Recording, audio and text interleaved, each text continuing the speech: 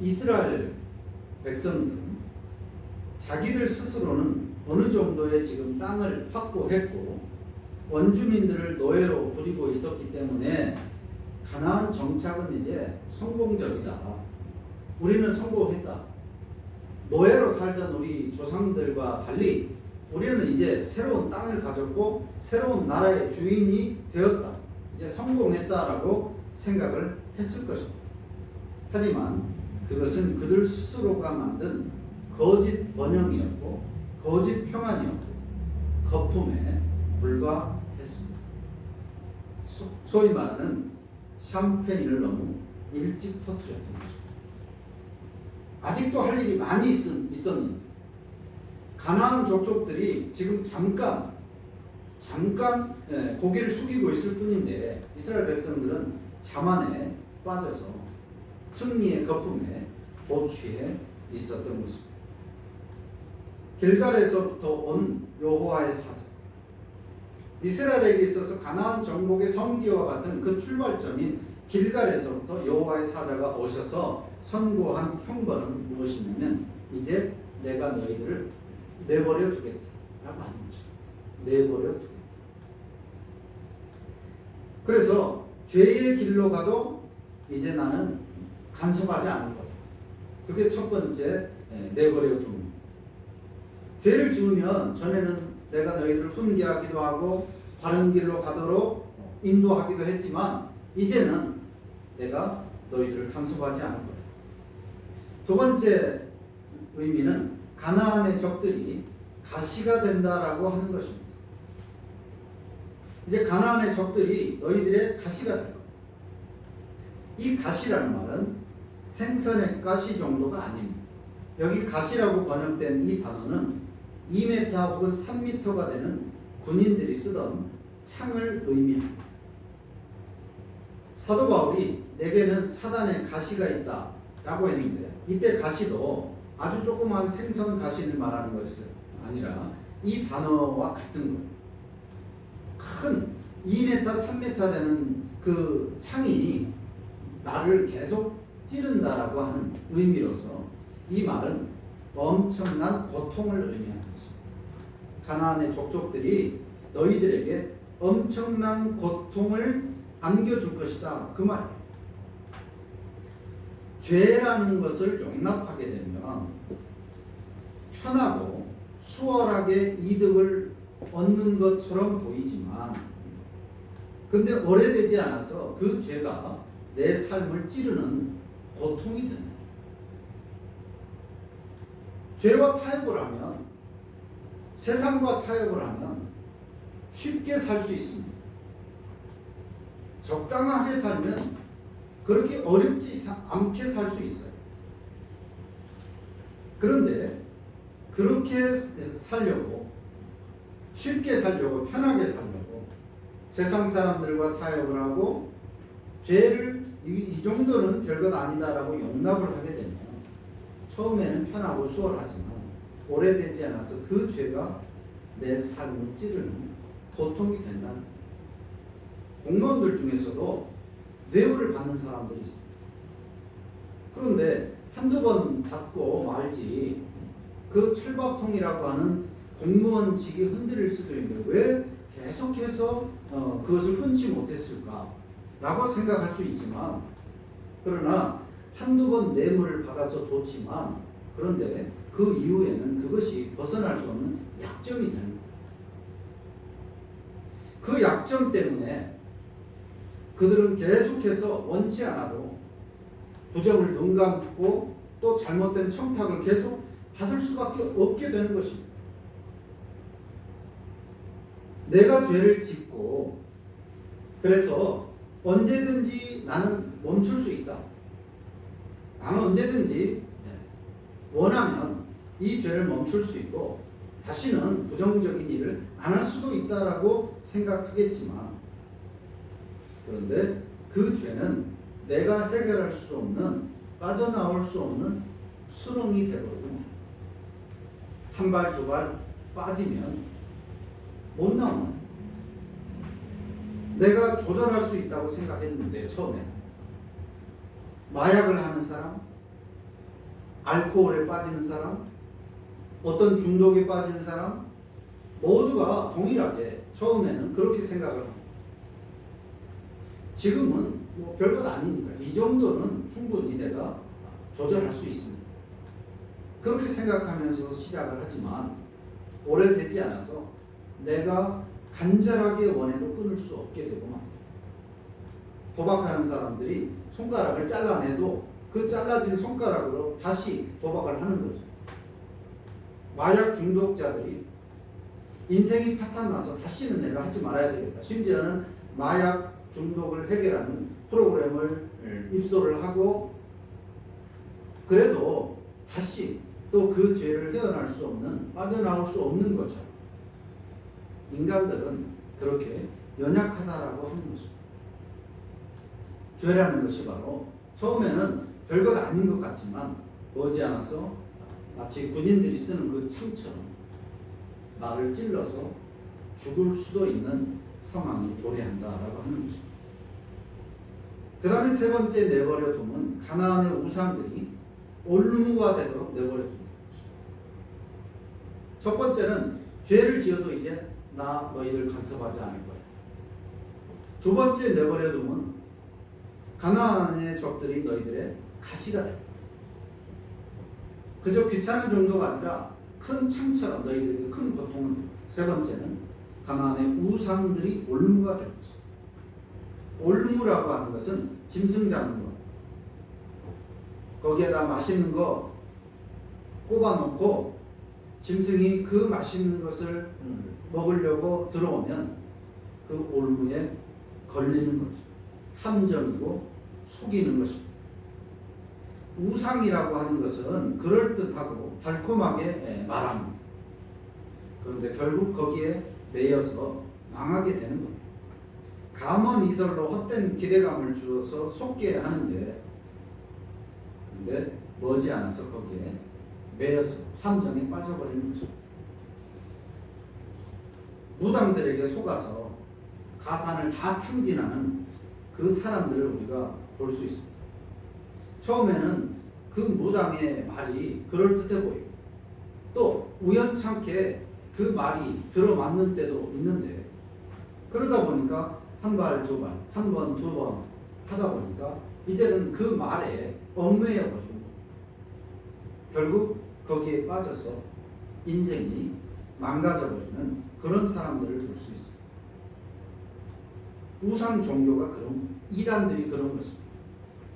처음에는 누구보다도 친절, 또 간도 쓸개도 다 빼줄 것처럼 그렇게 달콤한 말로 나를 속이고 부모 혹은 가족들보다도 더 나를 위해서 애써주는 것처럼 합니다. 그런데 거기에 일단 넘어가 버리면 결국에는 가족도 버리게 되고 인생도 파탄나는 그런 이단의 하수인이 되고 마는 그런 경우를 얼마든지 볼 수가 있는 거예요. 근데 가나안 백성들이 처음에는 이 이스라엘 백성들이 처음에는 가나안 우상들 저까지 것들 언제든지 우리가 파괴할 수 있다. 그리고 처음 보는 문화니까 얼마든지 문화로 우리가 소화할 수 있다. 그렇게 생각했겠지만 가나안의 우상에 빠져버리고 그래서 하나님을 멀리하게 되는 그런 이스라엘의 모습을 보게 되는 거죠. 내버려 둠으로써 이스라엘 백성들은 이렇게 죄로 말미암아 멸망의 길로 스스로 걸어가는 꼴이 되었습니다. 자, 이것을 여호와의 사자의 이 선언을 들었습니다. 그때 백성들은 단순히 천사가 와서 말씀을 전하는 것이 아니라 누가 봐도 이분은 다른 존재, 하나님이 인간의 몸을 입고 오셨다는 것을 그들도 알 수 있을 만한 그런 아우라, 그런 아우라가 이 여호와의 사자에게서 보였던 것이죠. 그렇기 때문에 그들은 더 놀랍고 더 두려움이 커졌습니다. 그래서 통곡의 눈물을 흘렸다. 그래서 이곳을 통곡의 장소라는 의미로 복임이라고 불렀다라고 하는 거죠. 이들은 거기서 통곡을 하며 뉘우치고 눈물을 흘리고 또 제사도 드렸습니다. 자, 과연 이 회개의 제사가 진실한 것이었습니다. 오늘 우리가 5절까지만 읽었는데 그 5절까지는 그 이후의 내용이 드러나지 않지만 곧장 이 통곡의 눈물과 회개의 눈물과 제사가 끝나고 그 이후를 보게 되면 그들의 회개는 일시적이었고 진실하지도 않았다라고 하는 것을 확인할 수 있습니다. 하나님의 진노를 무마하고 달래려는 술책에 지나지 않았고 이제 어떡하냐 하는 신세 타령에 불과했다라고 하는 거죠. 그리고 그들은 오히려 더 우상 숭배에 찌들게 됩니다. 무당에 빠져서 가산을 다 탕진하고 가족들로부터도 원망을 듣고 그랬으면 이제 다 털어먹었어도 이제라도 다시 돌아오면 되는데 다시 시작하면 되는데 오히려 가족들을 버리고 가정을 벗어나서 직장을 버리고 더 이단, 더 무당 정도에 빠져들어가는 그런 사람들을 보게 됩니다. 잘못된 것이라고 하는 것을 알았는데도 불구하고 헤어나올 수 없는 그런 인간들의 모습을 보게 되는데 오늘 이스라엘 백성들도 그랬다는 거죠. 그 엄청난 선언을 듣고도 회개하고 눈물도 흘렸는데 또 하나님께 사죄와 감사의 제사도 드렸는데 돌이키는 삶을 살지 못하고 오히려 더 우상 숭배에 찌들어버리는 그런 참 안타까운 모습을 보여줍니다. 우리가 신앙생활을 하면서 매우 경계해야 할 것이 있습니다. 회개를 눈물과 동일시하는 것입니다. 그래서 억지로 눈물을 짜내려고 합니다. 울면 됐다라고 생각을 하는 거죠.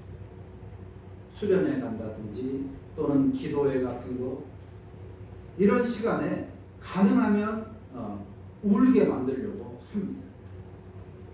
감정의 동요를 은혜를 받았다 안 받았다와 연관을 시킵니다. 마음에 감동이 있으면 은혜 받은 것이다 라고 생각합니다. 그런데 이런 경우에 흘리는 눈물은 카타르시스나 자기 정화에 불과한 것입니다. 드라마를 보고 울거나 또 감동적인 어떤 이야기를 보거나 또 책을 통해서 읽을 때 흘리는 그런 눈물, 그래서 속이 시원해지는 그런 정화와 다를 바 없다라고 하는 것. 스스로 속지 말아야 됩니다. 진정한 회개라고 하는 것은 눈물이 아닙니다. 물론 눈물이 동반될 수도 있지만 아닐 수도 있습니다.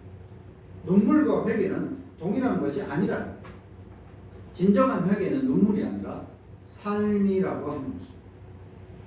그 순간의 뉘우침, 그 순간의 죄의 멈춤이 아니라 다른 방향으로의 전환이라고 하는 겁니다. 그런데 이스라엘에게는 회개의 열매, 변화가 없었습니다.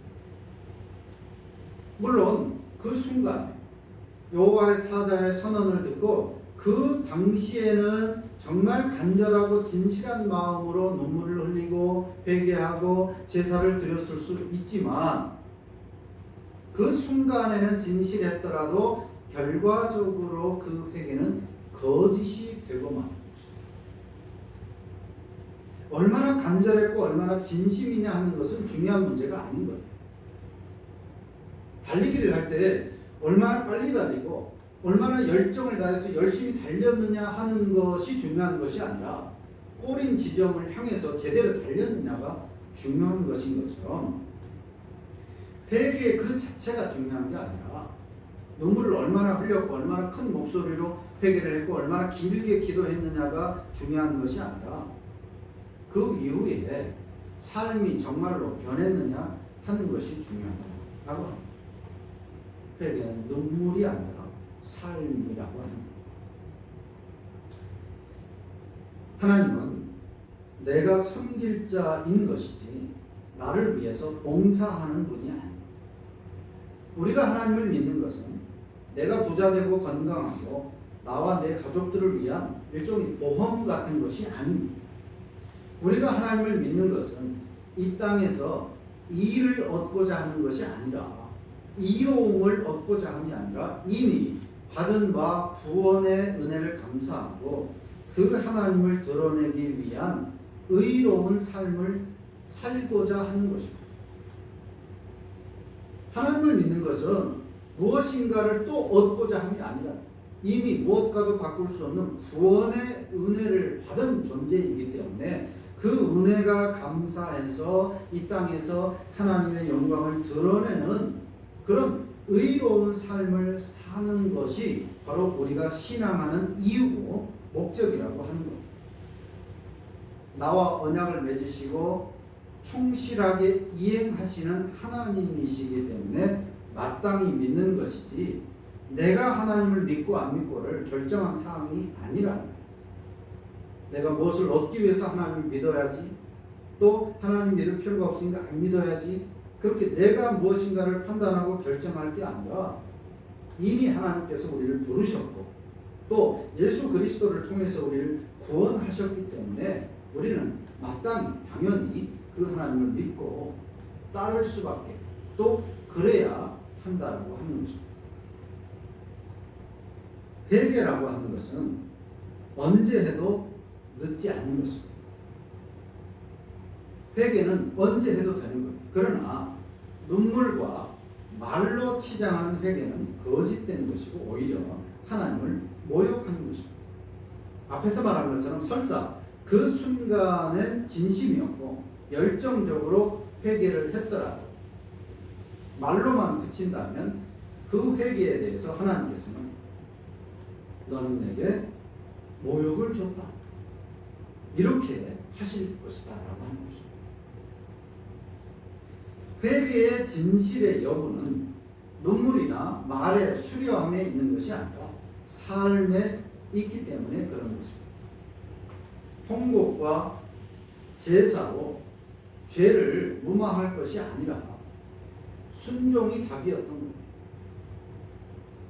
눈물이나 신앙적인 어떤 행위나 보상으로서의 헌신이 아니라 순종의 삶으로 회개해야 된다라고 하는 것입니다. 순종의 삶으로 회개해야. 그동안 못했다가 주일날 와서 한 번에 열심히 진심으로 열정을 다해서 교회를 섬긴다. 또 몇 달 동안은 잘 못했지만 추수감사주일에 부활주일에 성탄주일에 헌금 왕창해서 보상을 해버린다. 하나님께서 원하시는 것은 그것이 아니라 보상의 헌신이나 통곡과 제사가 아니라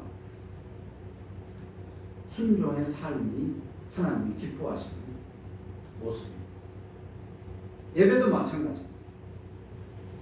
일주일 내내 마음껏 마음대로 살다가 주일날 와서 정결한 마음, 정성을 다해서 예배 순서에 들어갔다가 나오는 것은 일주일의 모든 것들이 다 상쇄되고 정화되었다라고 생각하는 것은 옳지 않은 생각입니다.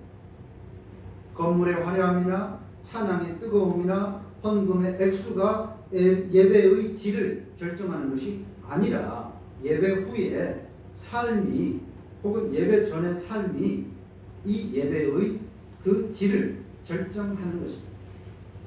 그래서 참된 예배는 예배 후에 비로소 시작되는 것입니다. 참된 예배는 예배 전에 이미 결판이 날 수도 있는 것입니다. 하나님이 원하시는 것은 예배나 제사 그 자체가 아니라 순종의 삶입니다. 회개 아닌 회개가 있습니다. 기도 아닌 기도가 있고 찬양 아닌 찬양이 있고 예배 아닌 예배가 난무하는 오늘 현실. 겉모양은 예배인데 분명히 찬양인데 분명히 기도인데, 분명히 회개인데, 그러나 참된 것이 아니라 삶이 없으면 이 모든 행위들은 공연불에 불과한 것입니다. 자기 기만인 것이고 나아가 하나님을 기만하는 것입니다. 회개에는 삶이 동반되어야 합니다. 기도는 삶이 동반되어야 하고 찬양도 또 예배도 삶이 동반되어야만 그것이 참된 진실된 것이 되는 것입니다. 우리의 신앙의 삶이 이스라엘 백성들의 복임의 통곡처럼 그 순간에 진실되었지만 정성을 다했지만 열정을 다했지만 그러나 거짓된 것이 되고 말았던 거죠. 복임의 통곡이 그러했던 것처럼 우리는 말씀을 바로 알고 말씀을 따라 순종으로 증명하는 그런 삶을 살도록 해야 합니다. 열매로 그 나무를 알 수 있는 거예요. 복임의 통곡. 오늘 우리의 신앙 행위들이 회개, 기도, 찬양, 헌신, 예배 이런 신앙의 행위들이 복임의 통곡이 되지 않도록 그 모든 행위들이 거짓된 것이 되지 않도록 하나님의 말씀을 굳게 붙잡고 한 주간의 삶을 그 말씀을 따라 살도록 삶으로 그 모든 행위들을 증명하려고 하는 그런 삶을 우리가 열심히 한 주간도 살아내야 하겠습니다.